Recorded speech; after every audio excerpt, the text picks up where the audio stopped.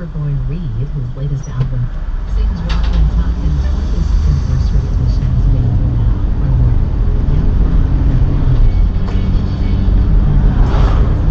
In 1.4 miles, turn left on Red Mill Road.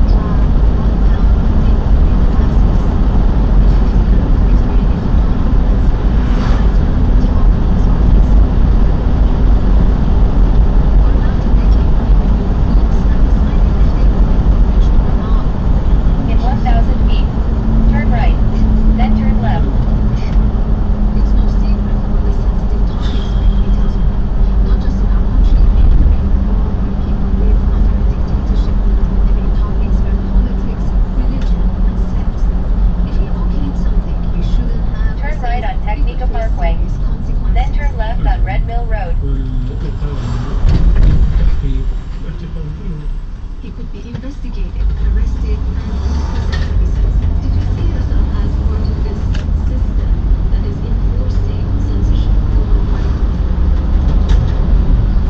No, not at all, person. One person wouldn't make much of a difference, even if they wanted to. Syria, Iran, was a society where censorship Turn left on Red Mill Road. and internalized. Still, from time to time, Assad would quietly greenlight books that were borderline problematic. This, he said,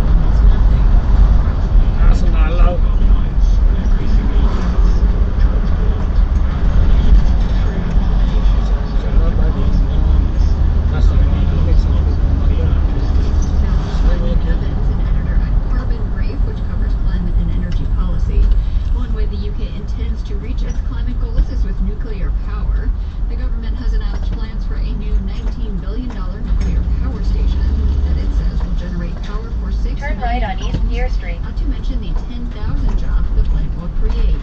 Simon Evans told me that it's been a long time since the UK invested in nuclear power. We had this very long hiatus where, having developed lots of new nuclear plants in the 70s and before that, we kind of paused. And then there was a new nuclear plant built in 1995 roughly, which is the photography plant in Suffolk. And then In a quarter of a mile, turn left on Vernon Road. but until now, there's really not been much progress. So everything has gone down to brand new nuclear plants and global generation. So it's not just this one plant, the sizable that we're talking about that the UK they want to invest in. They also have plans around small modular reactors. Turn left on Vernon Road. Can you tell me what those are and how those are different than sort of big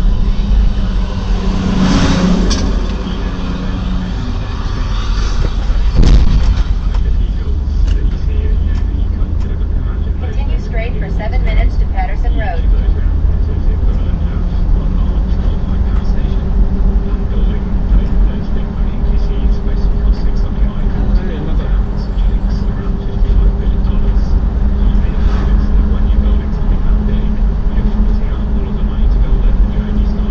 Why not you get it?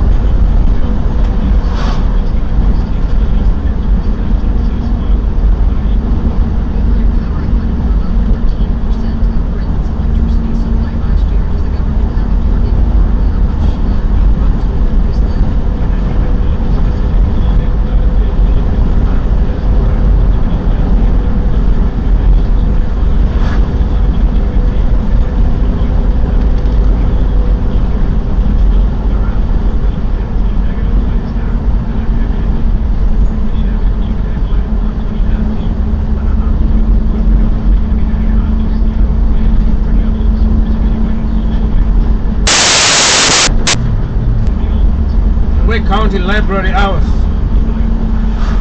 The opening hours for this listing aren't available.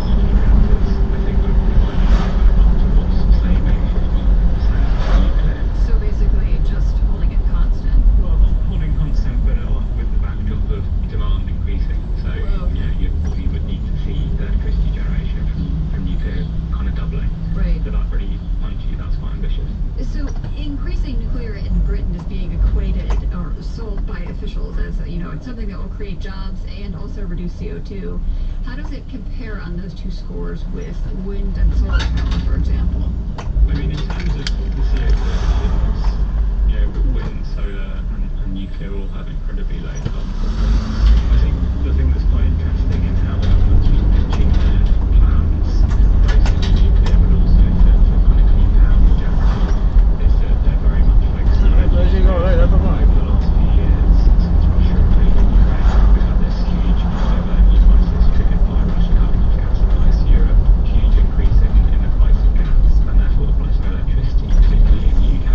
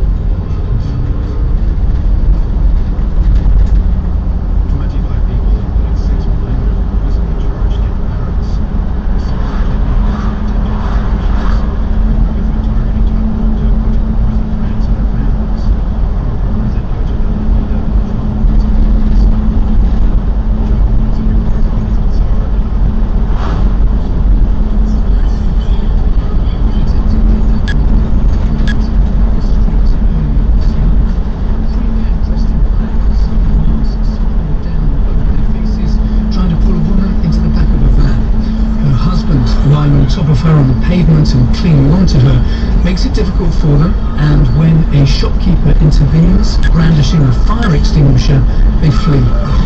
The woman is the daughter of Pierre Loiza, boss of a cryptocurrency platform called Paymium. He had this to say on French TV. Son mari et elle que j'ai vu hier se portent aussi bien que possible, ils sont très forts. It is an illustration of the situation we are now in. This sort of violence has become part of the daily lives of so many people now in France. There's a terror imposed by the drug gangs.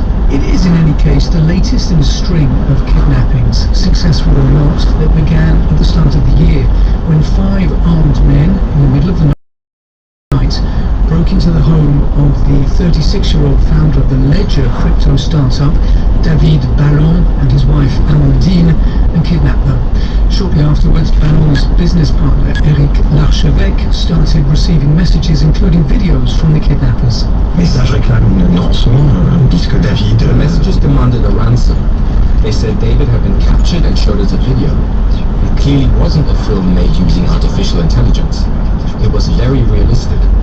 And I immediately understood that it was serious. The ransom demanded was $11 million in cryptocurrency. Quickly after came a second film which showed the young crypto boss being mutilated, his little finger cut off. Il y a une graduation dans l'horreur et là on affronte. This took us to a new stage of horror. I just tried to concentrate on saving David and Amandine. I immediately contacted law enforcement. After concerting with the police and the judiciary, a third of the ransom was paid in cryptocurrency, but the funds were traced and the accounts they were transferred to blocked, and the GIGN Special Forces Unit freed the couple who were being held in separate locations in the Paris region.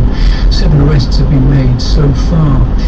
Amandine Ballon said the kidnappers called one of their number who was giving the orders the Marseillais, the man from Marseille, and investigators say there are similarities between this kidnapping and the modus operandi of the Marseille drug gangs. Vincent Gautrenaud is a crime reporter with the Parisien newspaper. On n'a pas affaire à des gros voyous, en tout cas pas jusqu'ici. Jusqu'ici, c'est des gens qui sont... The people arrested are petty criminals, traffic offences, minor drug offences. What one of them said was that he was promised €10,000 for keeping an eye on a drug delivery. It was only when he was taken to one of the hostages that he realised the drug delivery was in fact a woman. When they are arrested, they always say they were recruited to do such and such a job via the encrypted messaging services, Telegram or Signal, and that they never knew the identity of those who hired them. On the 1st of May, the father of a well-known poker player and crypto investor was kidnapped in similar fashion. The kidnappers also cut off one of their captors' fingers. And here again they tried and failed to obtain a cryptocurrency ransom. Vincent Gautrenaud again. Pour les malfaiteurs, la crypto-monnaie, ça a plusieurs avantages. For criminals, cryptocurrency has several advantages. If you hold up a bank, it's dangerous. If you burgle someone's house and steal jewelry, you have to sell it. But here you just have to ask someone to do a bank transfer. There is also the image that cryptocurrency has of being untraceable, and that you can make it disappear very quickly, and therefore get away fast with the loot. But what the David Ballon affair has told us is that these funds are in fact traceable and can be tracked down. The Interior Minister has met with crypto entrepreneurs promising some protection measures, but perhaps their best hope that this hellish series of crimes will come to an end is what Gautrenaud says, that while crypto may be easy to steal, it isn't easy to keep. John Lawrence in there reporting for our partners at Deutsche Welle, DW.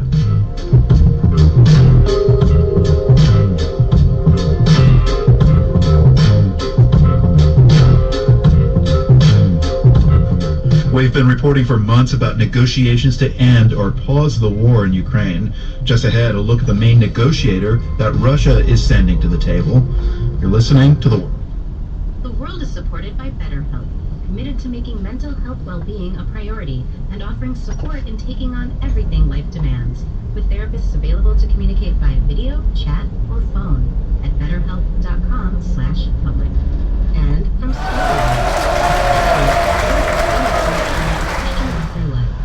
after a year, they'll publish Turn right on Patterson Road. Then turn left on North Carolina 98.